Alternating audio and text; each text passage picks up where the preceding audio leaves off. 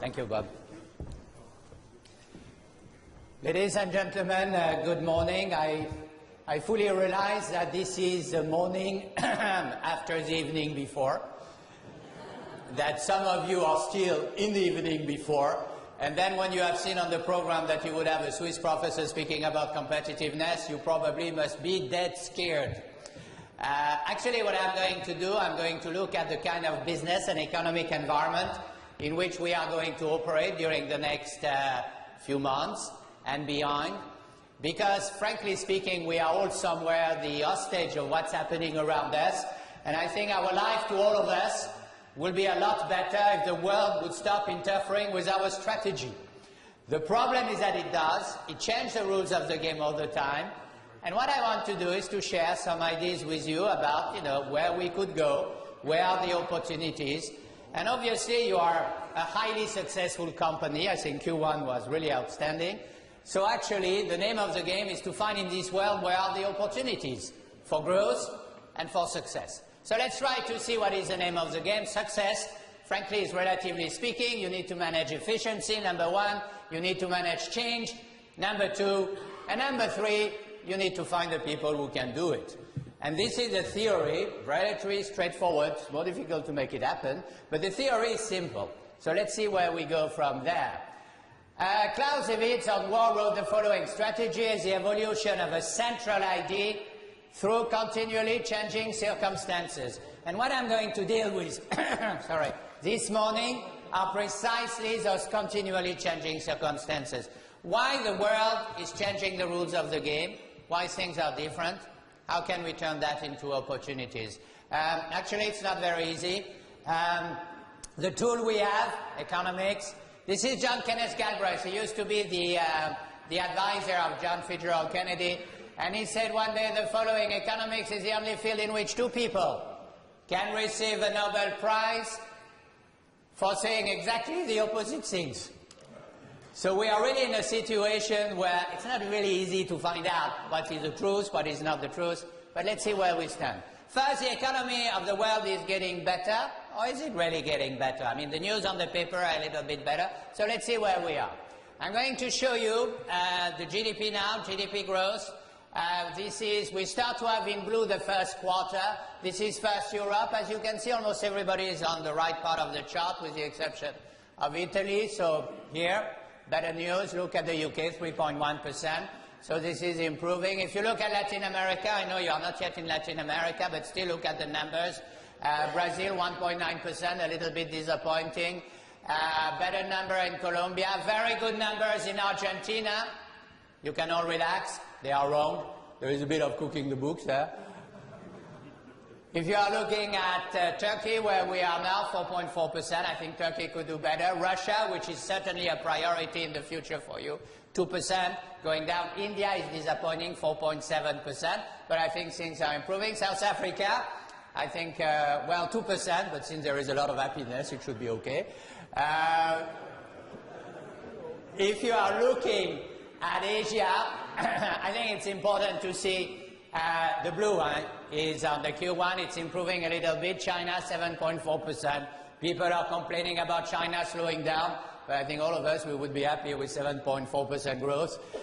Singapore, Korea, etc. So it's getting a little bit better. 12 months period of time. Let's look at the US, 2.3% Q1. But this is 12 months period of time. If you want to know if the economy is going up or down, you go quarter over quarter. Q1 on Q4, and then you see the situation is a little bit different. If you look at China, 5.7%, slowing down a little bit. You look at Russia, slowing down even more, and probably the next quarter will not be good. The United Kingdom, the good news, 3.2% growth, remarkable.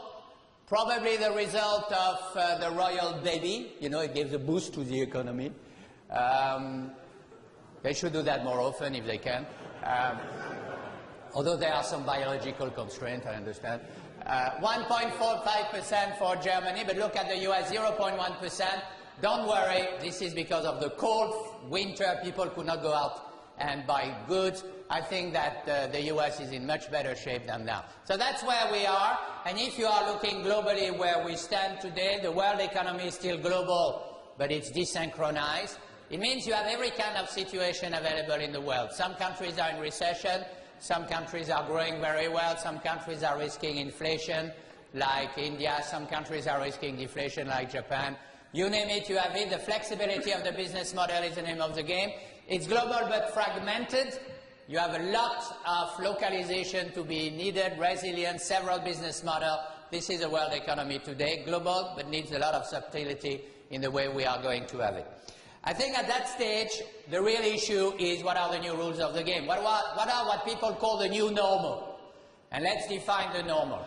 So if I'm going to start with the advanced economies first, until 2008, what was it all about? Until 2008, the economy was growing, and from time to time you had some recession, and then it was growing again. It's a bit like if you are riding a bicycle full speed, you ride, you fall down, you take the dust away, you go back on the bicycle, and there you go again full speed, until the next time.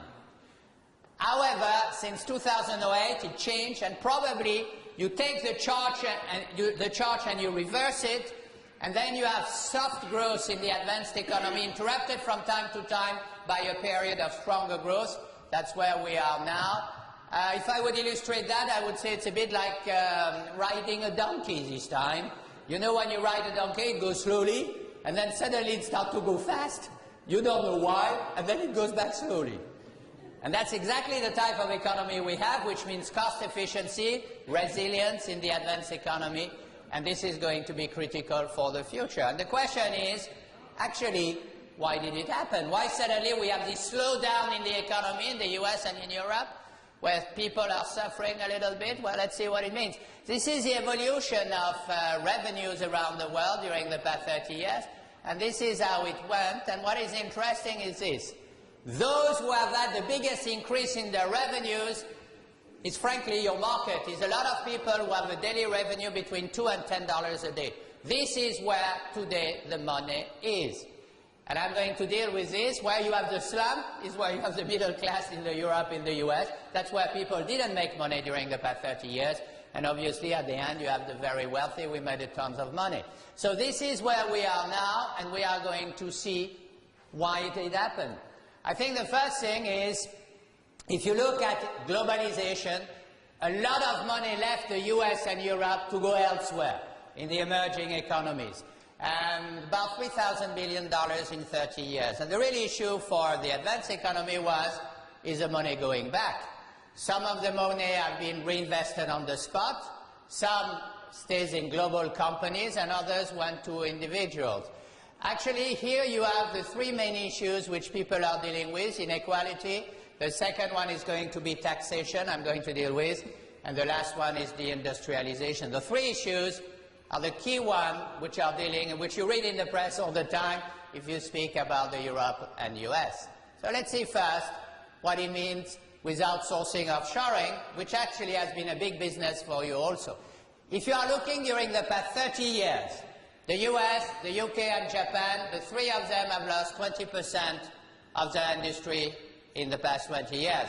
So you have a deindustrialization process which has taken place, which has been very big, and where suddenly people are saying, how far can we go? And this is well illustrated by this little cartoon where there is a little boy telling his mother, I got top grades. I outsourced my homework to a kid overseas. And you will see they do it, huh? And they do it very well. So keep that in mind. How far can you go? And then you have companies who are saying, well, actually, I should bring the business back home. This is what we call now reshoring. And reshoring, for example, could create 3 million jobs in the US. One of the big companies doing it is General Electric, bringing its household appliances from China back to Kentucky, Louisville. And this has been relatively successful. The problem is that in general, the jobs going down are not creating blue-collar jobs, they are creating engineers' jobs. It's a lot of robots. The automation of factories is going to be one of the very big issues that we are going to see in the world today. 1.2 million robots, especially in these countries. And this is one of the big aspects of the future for logistics and everything. High level of automation in the factories today. The second impact is on taxation. I am going to show you now the tax revenues as a percentage of GDP. It's not the tax rate, tax revenues.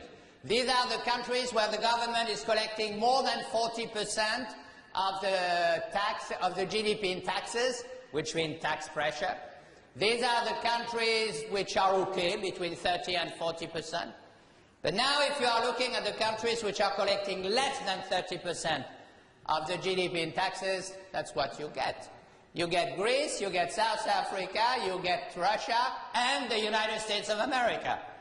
Surprisingly enough, the United States of America in 2011 had the lowest tax revenues in 40 years. So you should not tax people too much, but if you don't tax enough, you go into debt. And I think the name of the game has been to increase the tax base as much as possible. Now, if you take this country, Greece, they have a very nice strategy to do it. They are using Google Earth. So they take Google Earth and they go on Athens and they look at who has a swimming pool. And when they found that you have a swimming pool, they go back to you and you say, you have a swimming pool. And you say, me? I didn't know.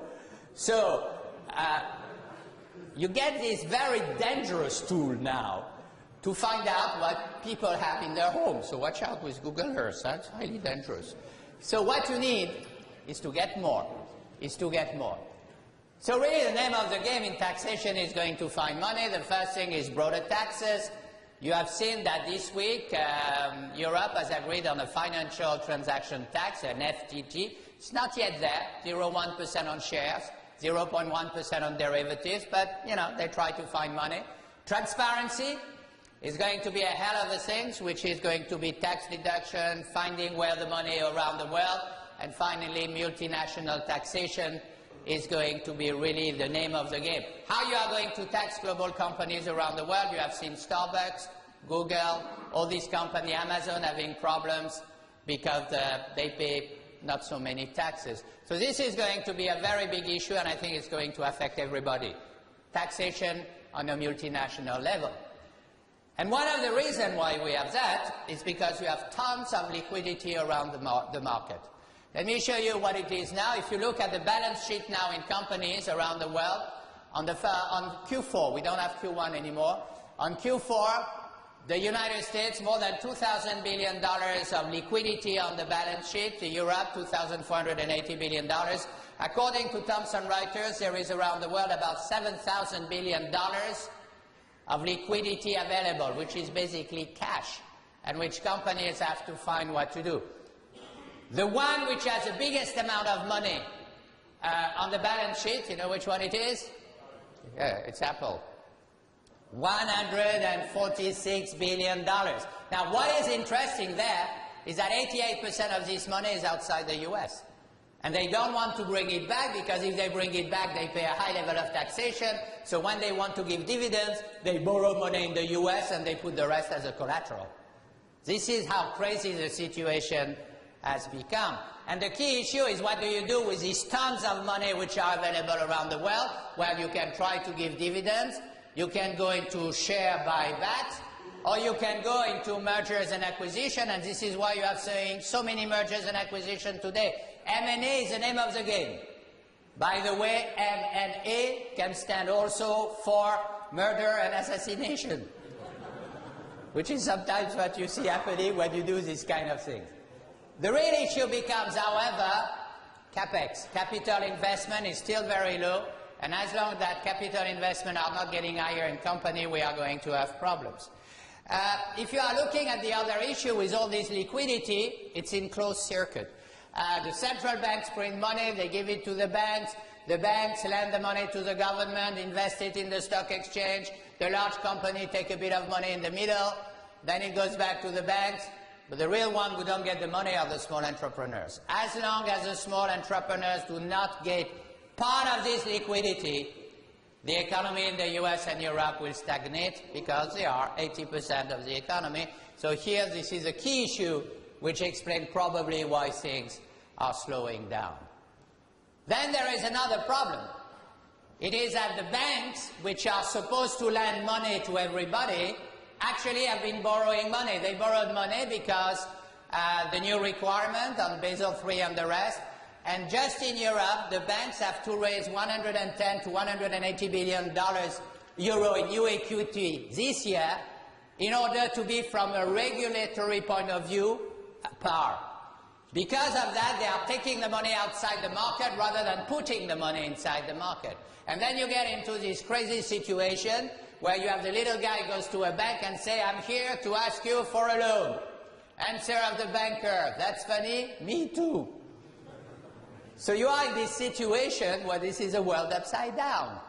And people are saying, you know, this is not the way it is supposed to be. So when you take all that together, and I hope you don't look like that this morning, when you take all that together, then you have to ask yourself, actually, if the economy has been slowing down, is it because of the consumers? They represent 2/3 of the market. So let's see what's changing with the consumers. Number one, when you go in the path to prosperity, you always start with the emerging economy, for example, in what I call a first buy economy. My first cellular phone, my first car, my first fridge, basically it's an economy that I need it. I need this product, give me money and I will buy the product because this is my first one. But the more you go into prosperity, the more you go into a replacement economy. A replacement economy is, I buy a cellular phone, but I already have one. I want a car, I already have one. I want a fridge, I already have one. I want a TV set, it's to replace an old one. And then it becomes an economy not of I need it, but an economy of I want it. And that's a very big change. I give you an example. When you are back home, I suggest you do the following. You take your family and you ask yourself the following. How many products is there in a typical home? And during the weekend, call the family and say, I have a big project for you this weekend. We are going to make an inventory of everything we have at home. You will become immensely popular. And then you suddenly realize of the sheer number of things you have at home. And then you have to ask yourself the second question, how many more can you bring in without throwing something away? You are in a replacement economy. And this is striking for me because this is where I live. I live in Switzerland in this little village called Roll on the Lake of Geneva, not in the castle, next door. And we have a policy of recycling. Like everybody, we recycle everything. And we have a recycling dump in this village, which has become the cultural center of the city, because that's where everybody meets and exchange ideas and everything. And suddenly we discovered something interesting, is that a lot of the products which were given back by people are not broken. They are simply unwanted. And then we had to move into a policy of recycling to a policy of exchanging. We have things where people exchange products because they are not broken. They are still in good shape, but they bought something new and they have to throw away the old one, which is still in good shape. And this means a change in mentality which is absolutely critical for the future. George Bernard Shaw says our necessities are few, but our wants are endless. The emotional part of a product, of a company, is critical for the future. And it means that people are going to go into this direction full speed. The first one was really Steve Jobs.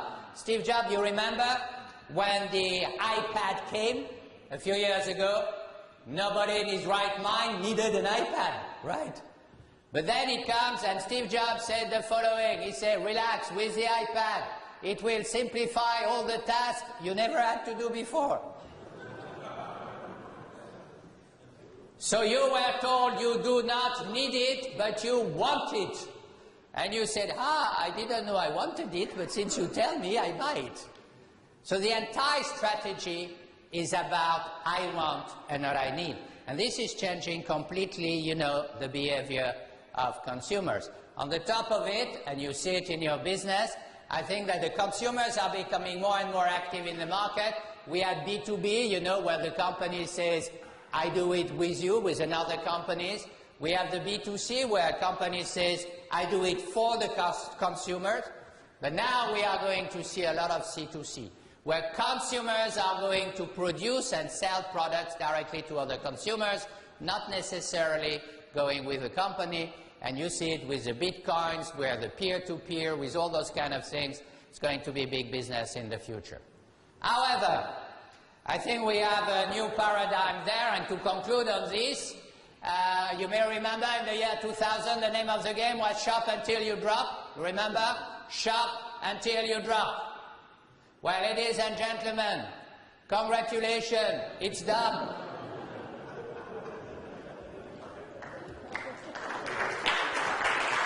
So, at least we have achieved something, huh?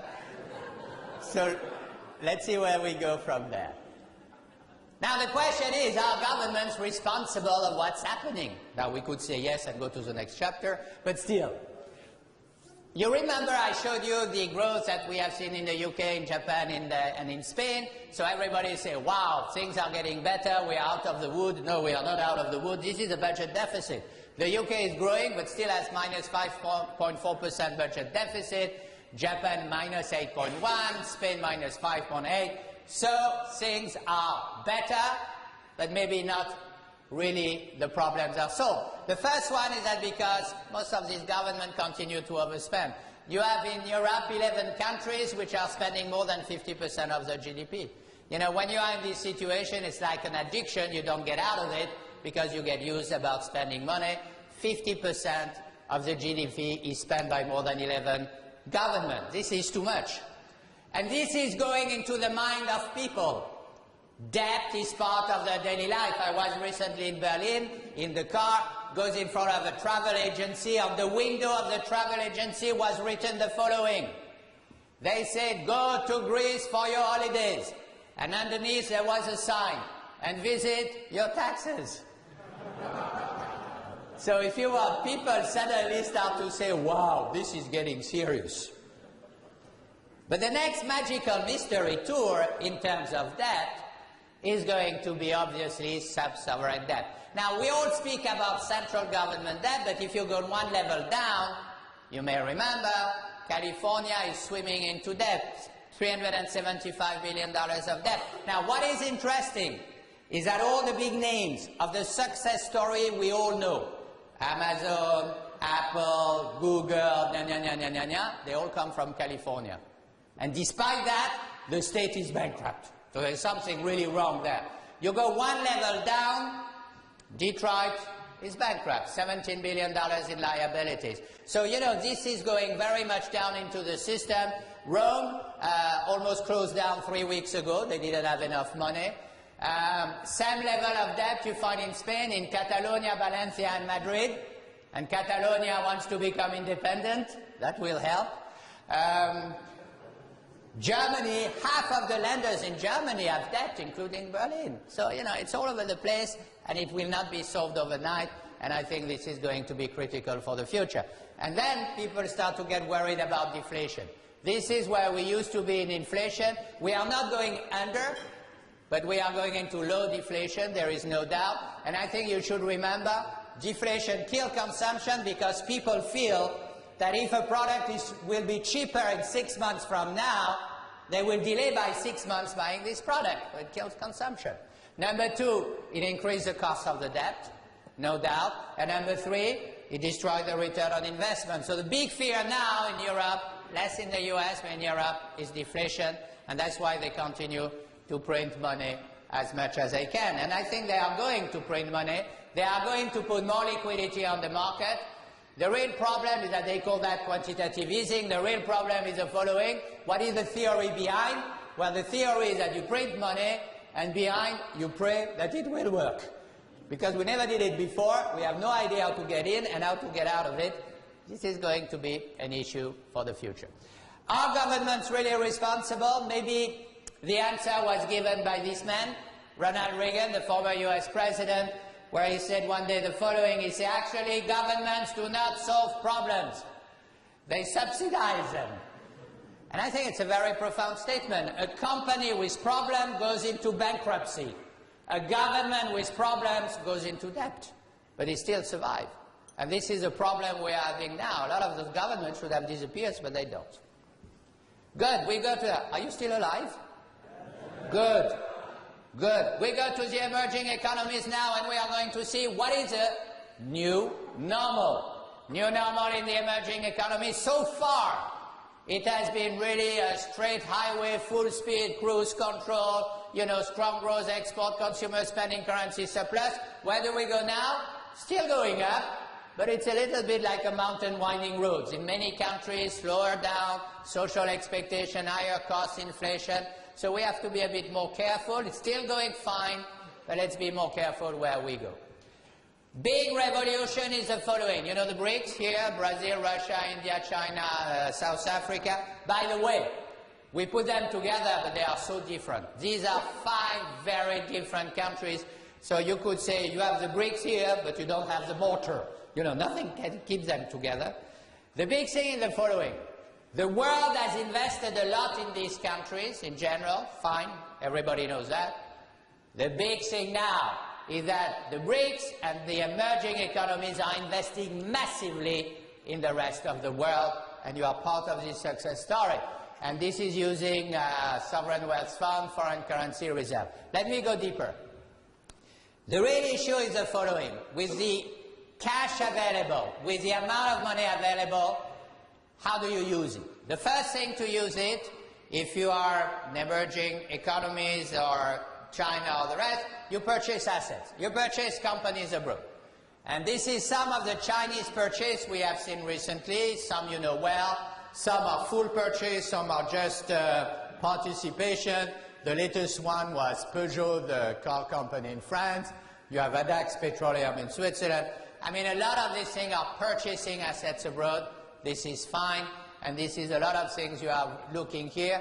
Keep in mind, you have now 700 Chinese companies operating in Africa, 700.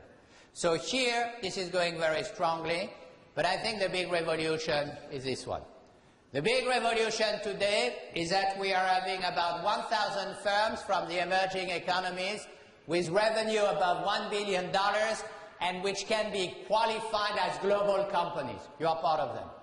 And this is an enormous revolution because it means new name.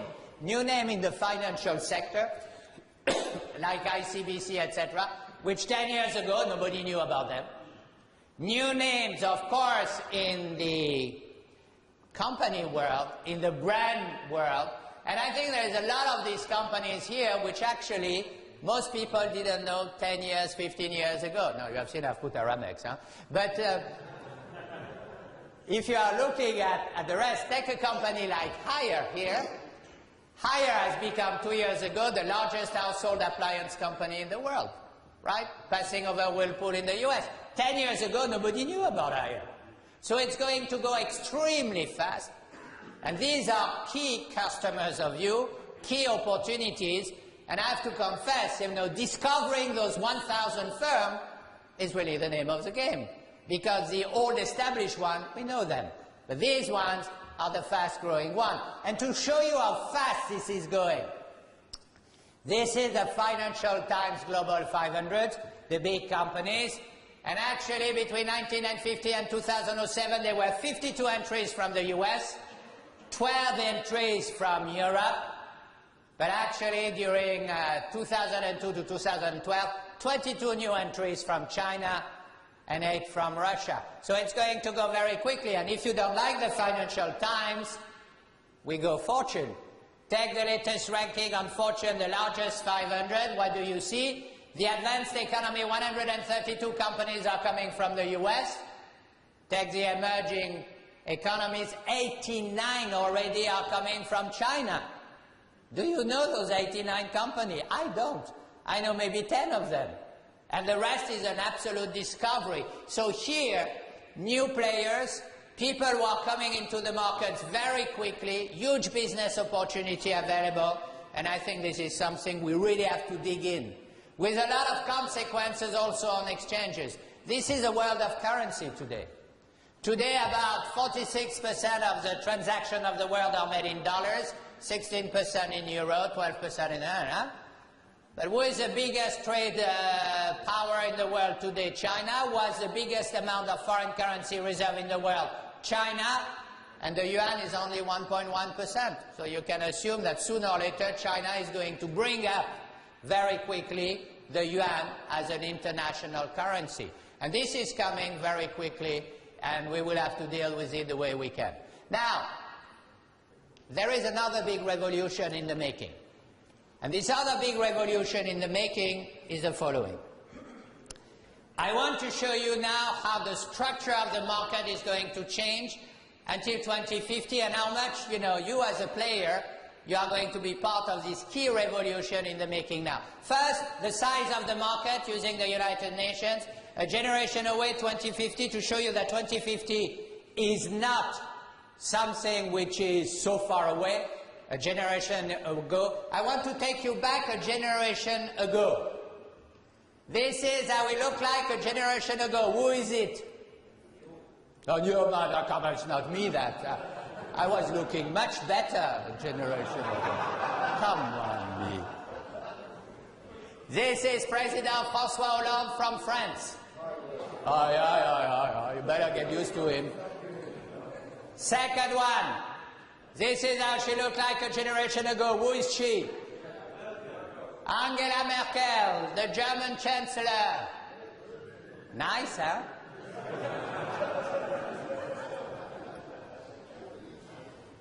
This is how it looked like a generation ago. Who is it? David Cameron from the United Kingdom. Now, more difficult. This is how they looked like a generation ago. Bill and Hillary Clinton. Ah, yes, Bill and Hillary Clinton. This is how it looked like a generation ago. President Obama of the United States of America. Ladies and gentlemen, when you are looking at these pictures, tell yourself, in life, everything is possible.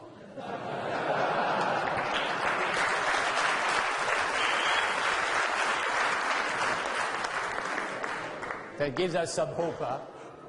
Okay, now, let's look at the numbers now. Size of the market, million of people now. This is the UN, revised every 3 months. North America, 2050, North America plus 100 million people. 2050, Latin America plus 160 million people. 2050, Europe. Flat. Africa, plus or minus? Fasten your seatbelt. Official forecast of the UN, and Asia, plus 1 billion.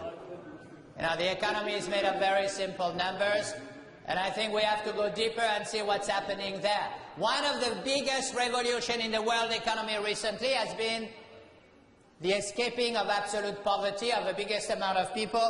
52% of the people of the world in 1981 were living under $1.25 a day. Now it's 21% only. The big revolution took place in China, less in Africa, but Africa will be where the next revolution will take place. And this means something interesting which I mentioned at the beginning of my presentation. If you are looking at the winners of this globalization, it has been people escaping of absolute poverty, $2. They are not yet middle class, above $10, and in between, you have 2.8 billion people. These people need to have a new business model and need to be served with a different approach. And I think this is exactly what it is all about. What is going to be the business model here? That's why for this emerging less poor, you start to see new product. Ideal Lab is making a house at $1,500. Tata in India is making a Swatch purifier, purifying water, $16, no battery, stays for 6 months, he priced it $16. Everybody is going into this market now. Unilever and Nestle goes in purification of water. Mozilla is making a phone at $25. M-Pesa is making mobile money, as you know. Mobile money was not invented in the US, not invented in Europe. Mobile money was invented in Kenya. And what is interesting is that if you are looking now in Kenya, 54% of the GDP go through mobile money, 19% in China and 0.01% in the US only. And then the idea is, if it works there, could it work elsewhere? And now M-Pesa has made a deal with Vodafone in the UK to introduce mobile money in the UK. So the revolution here is absolutely extraordinary. And it shows, since Africa is a big priority for you, it shows how correct this is as a priority. This is a traditional map of Africa, but somebody has redrawn the map of Africa, and inside Africa today, you can fit China, the US, Europe, India, Eastern Europe, and even the United Kingdom. This to show how big this continent is, and because on our map it's on the equator, it's squeezed, but Africa is huge. And that's what we have now in Africa, 100 companies with a revenue above $1 billion, consumer spending of $700 billion, $50 billion in foreign investment, and let me remind you, population doubling during the next 30 or 40 years. I think we are in an extraordinary challenge, but also from a business model point of view. Just to show you, I have taken some of these key countries, and I have looked at the people who have a bank account as a proportion of the population, and everybody is under 50%. But then if you are looking who has a mobile phone subscription, everybody is above 50%. So obviously, mobile phones or mobile money is going to be the name of the game for transactions. And this obliges us to think in different terms, in terms of business model, and I think that this is going to be one of the biggest revolutions in the making. Some concern, however, number one, a lot of countries are still depending on foreign exchange reserves in order to be successful. These are the countries which are vulnerable. Here, Turkey has some problems of, debt. They need to borrow money on the international market, which means if the dollar goes up, if the interest goes up, they are in deep trouble. I didn't speak about Jordan, of course, but this is one of the big issues. Number two is inflation. If you are looking at inflation, these are the countries where some concerns need to be there, some like Argentina, but look at India, Indonesia, look at Turkey where we are now, Russia, Brazil, South Africa. I think inflation, and that's interesting because the advanced economy are dealing with deflation, but the emerging economy are dealing with inflation. So this is another issue. But the biggest one, in my opinion, is shadow banking. Shadow banking are all these financing activities which are outside the normal system of banking. And here, this is a $67 trillion market, which is basically unregulated. And most of the smaller enterprises in the emerging economy are financed by shadow banking and not the traditional banking system. If this goes burst, then we have a hell of a problem.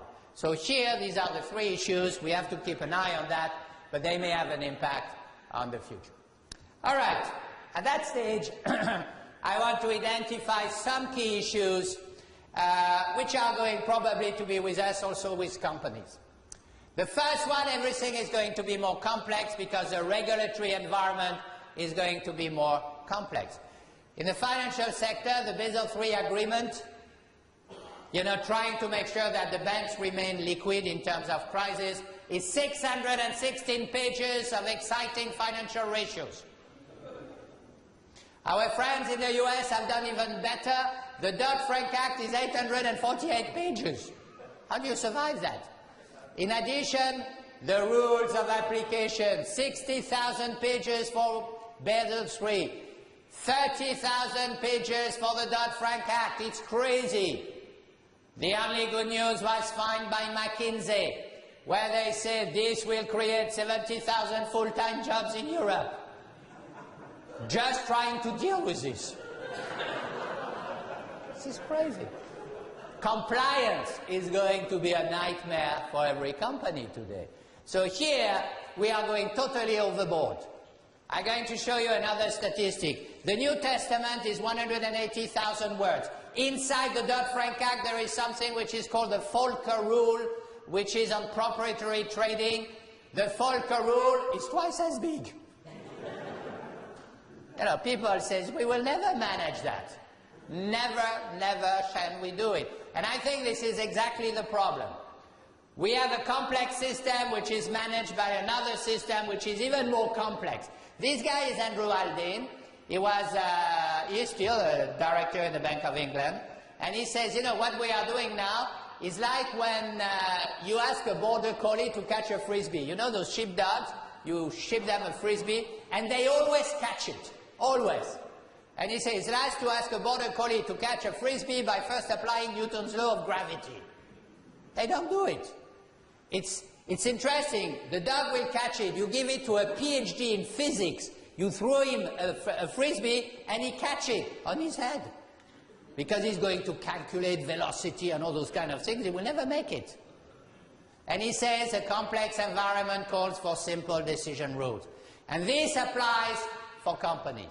We are living with really the danger of complexity. There is a tipping point in life where sophistication suddenly becomes nothing else than complexity. Where we are going to tell our customer, we are sophisticated, and they will receive it, you are just complex, nothing else. And this was very well said by this man, Peter Drucker, who said one day there is nothing so useless as doing efficiently something that should not be done at all. I'm sure you will have some example of that. It does not apply to Aramex, of course. It's a purely generic statement. But then, this is where we are. All of us, and especially this morning, if you have a headache, what do? You take a pill, and you look at the information sheet on the pill, and the information says, primary effect, good news, it will cure your headache. And then you are looking at the secondary effect, and you have the choice between slow death and quick death. And at the end, if you would be reading that, you would never take any medicine anymore, because this is crazy. Another one is this one. We are all downloading programs from internet, right? And every time you download a program from internet, appears this screen, terms and conditions. Do you read it? Never. And you are right not to read it, because if you would be reading it, you would spend 250 hours per year reading this nonsense. So actually we are killing the purpose by going overboard in complexity. I think that one of the big competitive advantages of a company is to simplify the business model for customers. Just that is a competitive advantage per se. The more simple you are, the better it is. This was very well said by Albert Einstein. Albert Einstein one day said the following. He said, you know, actually, everything should be made as simple as possible, but not simpler. A very profound statement. There is a level of optimum simplicity which is a huge competitive advantage for all of us. Let me look at some heavyweights now, which are going to define a little bit our future. Number one, energy renaissance in the US is going to be a big thing happening now. This is what would have happened normally, you know, the trend would go down. But with now the discovery of shale oil, shale fracking, shale gas, Montana, North Dakota, New Mexico, Texas, keep in mind, 2015 the US will produce as much gas as Russia. 2020 the US will produce as much oil as Saudi Arabia, 11 million barrels a day. The big impact is that the price of electricity for companies in the US will be twice as cheap as for Europe and Japan and the rest. So, huge competitive advantage for energy pricing for the US, which is going to help the American companies. And now the real issue is when you look at shale gas and shale oil, actually today everybody has it. That's what is interesting. With new technology, everybody has some. For example, France has the largest reserves of shale gas in Europe. France has some oil in the region of Paris. The real issue is not whether you have it, the real issue is whether you want it. Because you tell our French friends, good news, you have oil in the region of Paris. Then they come back and they say, fine, what do I do with Paris? And you tell them, relax. You already have the Eiffel Tower, which you can use as a drilling platform. So part of the infrastructure is already paid. You just have to find out what to do with the people. But you will see people have it, but they don't want it. Second, urbanization. Very key issue for the future. Actually, I have to tell you, when I was coming to the hotel yesterday evening, I thought I should have had a picture of Istanbul for this congestion. Would have been it. Okay, number one, 60% of the world population will be living in cities in 2030. Number two, you are going to have an agglomeration of agglomeration. 40 mega regions around the world will make 2/3 of the GDP. Take just the Pearl River Delta, 120 million people. This is huge. 120 million people in Macau, Hong Kong, Shenzhen, Guangzhou. That's it, just there. So I think that the concentration is going to be huge. Look at the number of skyscrapers, 72 now in China, almost a double as in the US. It's building at full speed. And if you take the migrant workers in China, so people are moving around, they are dealing with cities, it's good news. I think there is a huge business here to be made. And finally, aging and wellness. One of the big good news for all of us here is the following. According to the Max Planck Institute in Germany, between the caveman, or the cavewoman, as you want, and 1800, the life expectancy was 30 to 35 years for everybody. During the past 200 years, it has exploded. Now we are more than 80 years of life expectation, which means as a statistic the following. Our life expectancy for every one of us in this room is increasing 5 hours per day. 5 hours per day means the following. At the end of my presentation, your life expectation will have been increased by 9 minutes. If you want, I can speak longer.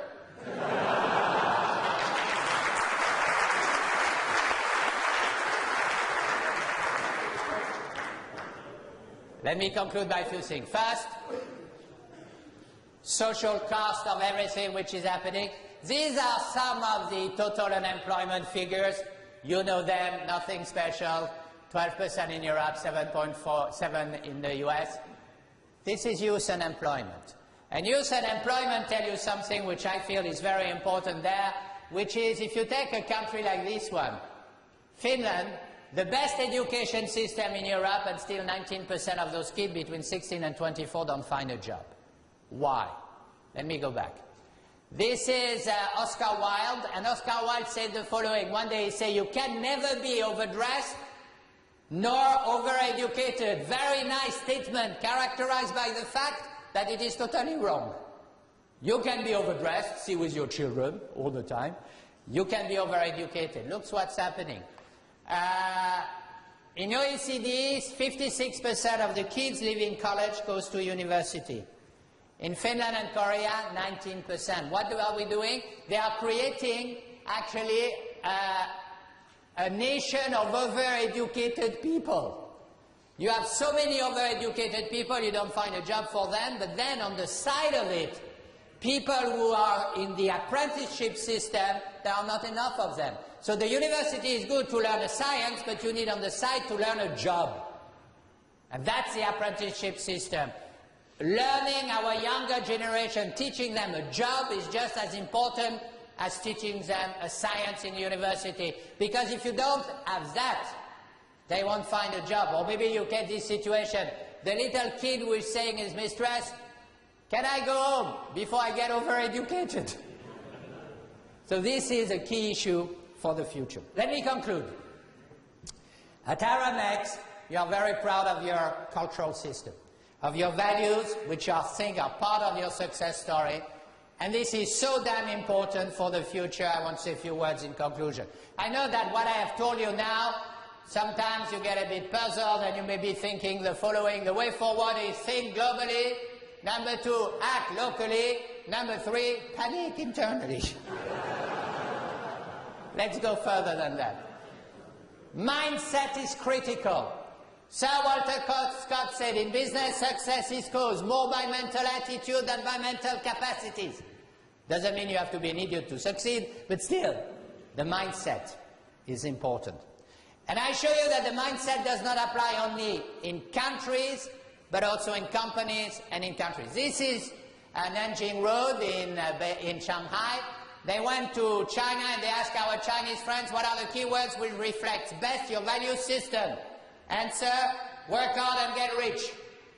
68% according to a Gallup opinion poll. Very powerful value system. The question is the following. At the end of this meeting, go back home, call your children and tell them, come here, I have to speak to you. I have learned in this meeting that in China the name of the game is work hard and get rich. My son, my daughter, do you recognize yourself in this value system? What will they say? They say, well, actually, you can happily forget the first part of the sentence, which is totally uninteresting, and let's go back immediately to get rich. You have an entire generation of quick money, right? The Zuckerberg and all that. If I'm not a billionaire at the age of 26, I am a failure. Well, maybe not, huh? But then you have something even more interesting. You have the younger generation. You go and say in China, younger brother, younger sister, in China, the name of the game is work hard, get rich.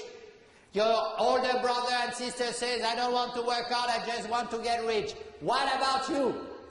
And they are going to tell you, well, mommy, daddy, actually, I don't even want to get rich. And you are going to say, what? You don't want to work hard, you don't want to get rich, you don't want to build your own house?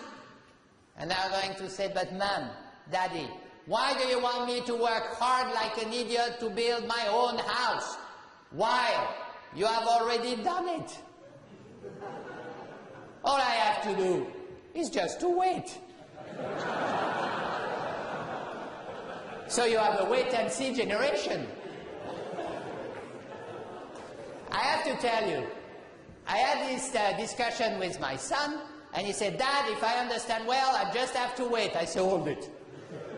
There is another part of the theory you may remember is that I intend to live longer, which means the money will go above you to your children. And since we have had this discussion at home, the atmosphere is much more tense than it used to be in the past. The world of tomorrow is made of uncertainties. This man is Henri-Frédéric Amiel. Henri-Frédéric Amiel is a Swiss philosopher. We have one. Here he is. You know he's Swiss because he has a watch. Did you see the watch? And he said the following. The one who insists on perfect clearness before he decides, never decides. There is a moment in life you have to jump and do it. And I think this is very correct, and this is what Woody Allen said also in a different way, where he said, actually, remember, confidence is what you have before you understand the problem. Right? And this is exactly it. I mean, sometimes you just have to do it and see what happens. Risk is good for you. This is Thomas Filler. He's an English writer. You can relax. Nobody has ever heard of him. But he writes something I like very much, where he said the following. He said, E, that is too secure, is not safe. A very strong statement, which means if you want to avoid risk at all stake, you take a hell of a risk. Risk should not be avoided, it should be managed. It's a different story. And that's what we should do. You should manage your image in the old media. Yesterday you had a session about, this relationship, but you should manage your image in the new media also. I think the new media is a critical aspect of success, and it's difficult because it's a rumor very often. You don't know who is in front of you. You have to adjust to change in society because of that. The real issue today are not business, are societal issues. And one day Mark Twain said the following. He said, remember, never do wrong. And he added, especially when somebody is looking. So, I think today everybody is looking.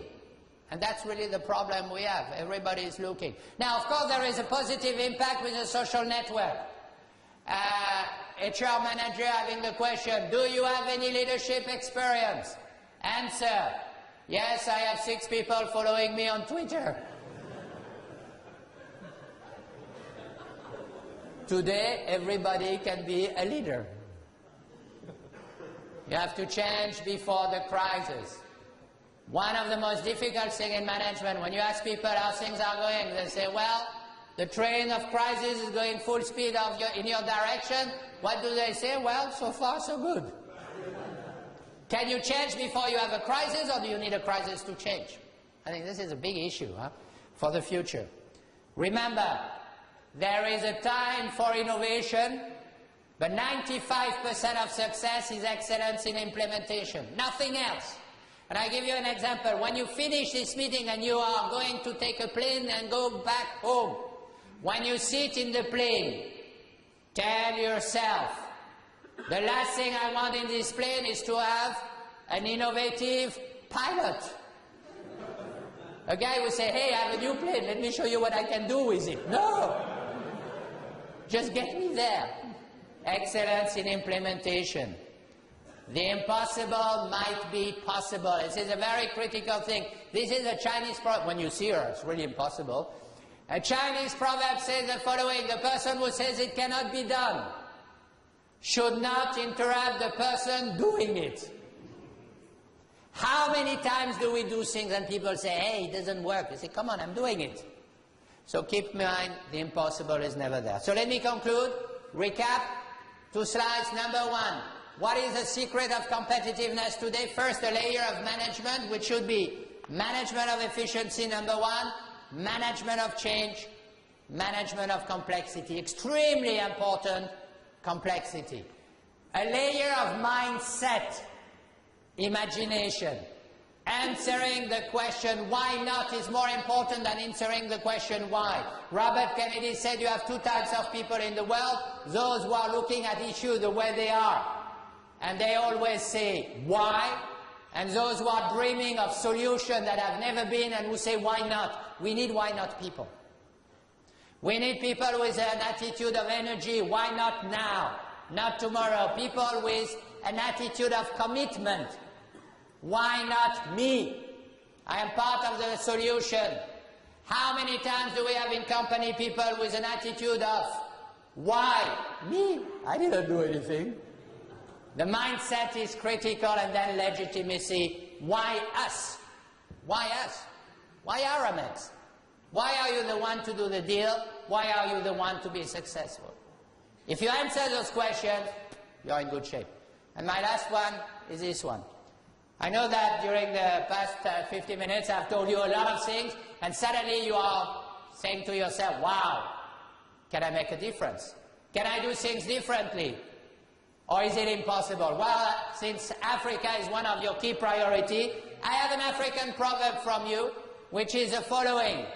And it says, if you think that you are too small to make a difference, and the proverb goes on, then you have not spent the night with a mosquito. Ladies and gentlemen, if a mosquito can do it, we should be able to do it. And I wish you a lot, to all of you, to be highly competitive mosquitoes. Thank you very much indeed.